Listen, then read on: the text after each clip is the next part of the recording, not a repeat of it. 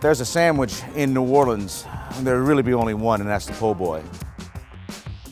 But if you come to New Orleans and don't get a po' boy, well, you might not as well come. So the New Orleans po' boy started during hard times, okay? 1929, the height of the Great Depression. Benny and Clovis Martin, they were former streetcar conductors. And they had worked their way up in the business and opened a grocery store in the French Market, Martin Brothers Coffee Stand.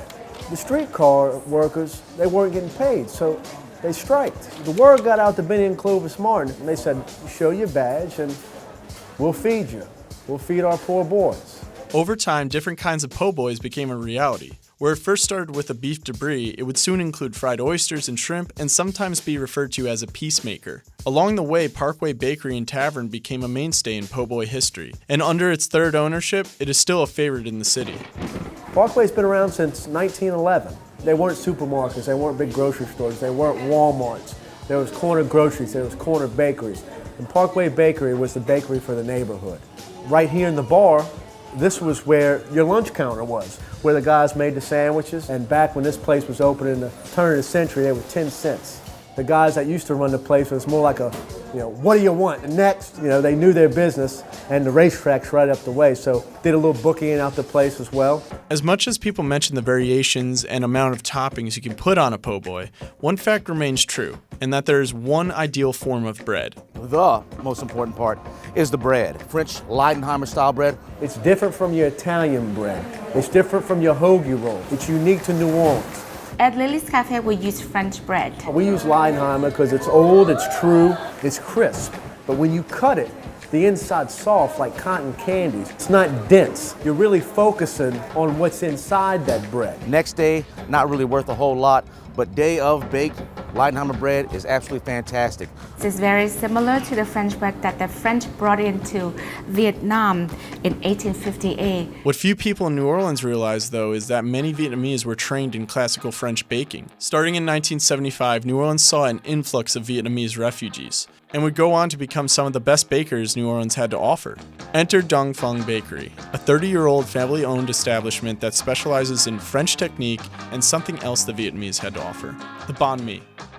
So when you go to Dong Phuong, they have a storefront, and they have all their pastries, they have all their jelly donuts, but then they have the little sandwich shop. I mean, it's just set up how Parkway was probably 50 years ago.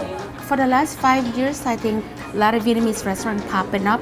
One food that they have to have is Vietnamese po' boy banh mi. You will cut the banh mi in half, you will spread it with the French butter, with pate, one line of soy sauce, one line of sriracha, cucumber, jalapeno, and cilantro. There it is, that's your po' boy. The locals of New Orleans adopted the banh mi as a close relative to the po' boy. This bond through food helped establish the Vietnamese community, and they would eventually open restaurants of their own.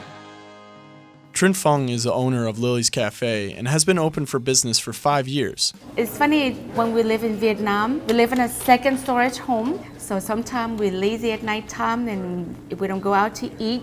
This person who's selling banh mi in a big basket, from the second floor, we were just like, hi, give us some banh mi. We put the strings down, and then they would tie the banh mi up, and then we roll it up.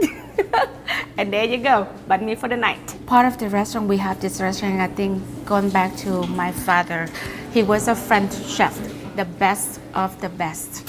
His taste is just phenomenal, and I think I got that from my father. Food is it's something you need to survive, but a po' boy is culture you can eat. Dig? This is a tale of Croatian immigrants, an Italian family, and one city's undying love for oysters.